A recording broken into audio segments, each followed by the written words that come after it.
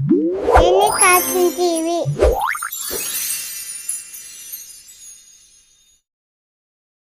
అందమైన ఒక పెద్ద అడవి, పచ్చని చెట్లు, పొడవైన గడ్డి, చల్లని గాలి నెమ్మదిగా వీస్తూ ఉంది. పక్షుల కిలకిలగావాలు ఆ అడవిని ఇంకా అందంగా మారుస్తున్నాయి. ఆ అడవిలో చాలా జంతువులు సంతోషంగా జీవించేవి. వాటిలో ఒక చిన్న తెల్లని కుందేలు ఉండేది. దాని పేరు జెన్నీ. జెన్నీ చాలా చురుగ్గా, చాలా అల్లరిగా ఉండేది. ఉదయం లేవగానే బయటికి పరిగెత్తి పూల దగ్గర ఆడుకోవడం, సీతాకోక చిలుకల వెంట పరుగులు తీయడం, చిన్న చిన్న దారుల్లో దూకుతూ తిరగడం ఆమెకి చాలా ఇష్టం. కానీ ఈ అంతా మధ్యలో కూడా జెన్నీకి తన అమ్మంటే చాలా ప్రేమ. ప్రతి ఉదయం జెన్నీ తన అమ్మ దగ్గరికి వచ్చి, "అమ్మ, నేడు నేనెక్కడ ఆడుకోవాలి?" అని అడిగేది. అమ్మ నవ్వుతూ, "ఎక్కడైనా ఆడుకురా, కానీ జాగ్రత్తగా ఉండు" అని చెప్పేది. ఆ మాటలు విన్న జెన్నీ సంతోషంగా బయటికి వెళ్ళేది.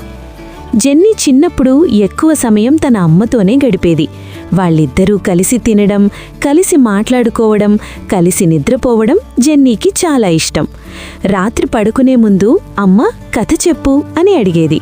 అమ్మ మెల్లగా కథ చెప్పేది. జెన్నీ ఆ కథ వింటూ నిద్రపోయేది. ఒకరోజు జెన్నీ కొత్త ఫ్రెండ్స్ని కలిసింది. చిన్న కుందేళ్ళు, గిల్లీలు, పక్షులు అందరూ కలిసి చాలా సంతోషంగా ఆడుకుంటూ ఉండేవారు. వాళ్లతో కలిసి ఆడుకోవడం జెన్నీకి చాలా నచ్చింది. ఇక రోజు మొత్తం వాళ్లతోనే గడిపేది.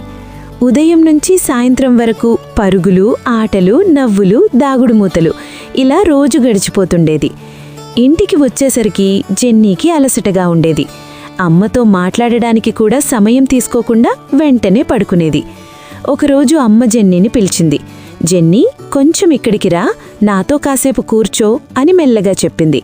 కానీ జెన్నీ బయటికి వెళ్ళడానికి రెడీ అవుతూ, "అమ్మా, మనం తర్వాత మాట్లాడుకుందాం, నా ఫ్రెండ్స్ ఎదురు చూస్తున్నారు" అని చెప్పి త్వరగా బయటికి వెళ్ళిపోయింది.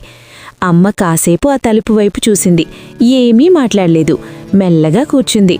ఆమె ముఖంలో చిన్న బాధ కనిపించింది. అలా ఒక్కరోజు కాదు, 2 రోజులు కాదు, చాలా రోజులు అలాగే గడిచాయి. ప్రతిరోజు అమ్మ జెన్నీని పిలిచేది. ప్రతిరోజు జెన్నీ తర్వాత మాట్లాడుకుందాం అని చెప్పేది. అమ్మ మాత్రం ప్రతిరోజు ఇంటి ముందు కూర్చుని జెన్నీ వచ్చే దారిని చూస్తూ ఉండేది. జెన్నీ నవ్వుతూ, ఆడుకుంటూ బయట తిరుగుతుంటే అమ్మకు ఆనందంగా కూడా ఉండేది. కానీ కొంచెం ఒంటరితనం కూడా అనిపించేది. ఒక సాయంత్రం జెన్నీ తన ఫ్రెండ్స్తో చాలా దూరం వెళ్ళింది. అక్కడ ఒక పెద్ద తాబేలు నెమ్మదిగా నడుస్తూ కనిపించింది. జెన్నీ ఆగి దానిని చూసింది. తాబేలు జెన్నీని చూసి, "జెన్నీ, నువ్వు చాలా సంతోషంగా ఆడుకుంటున్నావు. అది మంచిదే. కానీ నీ అమ్మ నిన్ను రోజూ పిలుస్తుంది, నిన్ను ఎదురుచూస్తుంది" అని మెల్లగా చెప్పింది. జెన్నీ ఒక్కసారిగా ఆలోచించింది. "నిజమా? నా అమ్మ నన్ను ఎదురుచూస్తుందా?" అని అడిగింది. తాబేలు తల ఊపింది.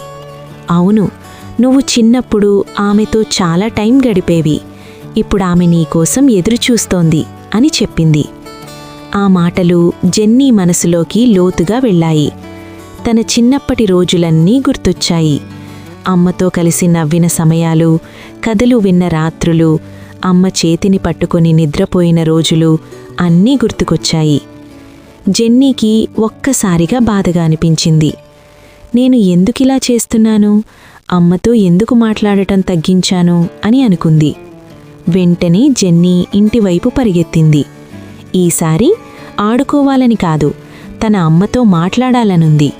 ఇంటికి చేరుకున్నాక జెన్నీ మెల్లగా లోపలికి వెళ్ళింది. అమ్మ అక్కడే కూర్చుంది. జెన్నీ దగ్గరికి వెళ్ళి, "అమ్మా" అని నెమ్మదిగా పీల్చింది. అమ్మ తిరిగి చూసి నవ్వింది. జెన్నీ కళ్ళలో కన్నీళ్లు వచ్చాయి. "అమ్మా, సారీ, నేను నీతో మాట్లాడకుండా బయటికి వెళ్ళిపోయాను. నువ్వు నన్ను పిలిచినా వినలేదు. ఇక నుంచి అలా చెయ్యను" అని చెప్పింది. అమ్మ మెల్లగా జెన్నీ తల నిమిరింది. "పర్లేదురా, నువ్వు సంతోషంగా ఉంటే నాకు చాలు. కానీ నాతో కొంచెం సమయం గడిపితే నాకింకా సంతోషం" అని చెప్పింది. జెన్నీ వెంటనే అమ్మను గట్టిగా కౌగిలించుకుంది. "ఇక నుంచి ప్రతిరోజూ నీతో కూర్చుంటాను. మాట్లాడతాను, నిన్నెప్పుడూ మర్చిపోను అని చెప్పింది. ఆ రోజు నుంచి జెన్నీ తన ఫ్రెండ్స్తో ఆడేది, కానీ సమయం చూసుకుని తిరిగి వచ్చేది. అమ్మతో కలిసి కూర్చుని మాట్లాడేది, తినేది, నవ్వేది.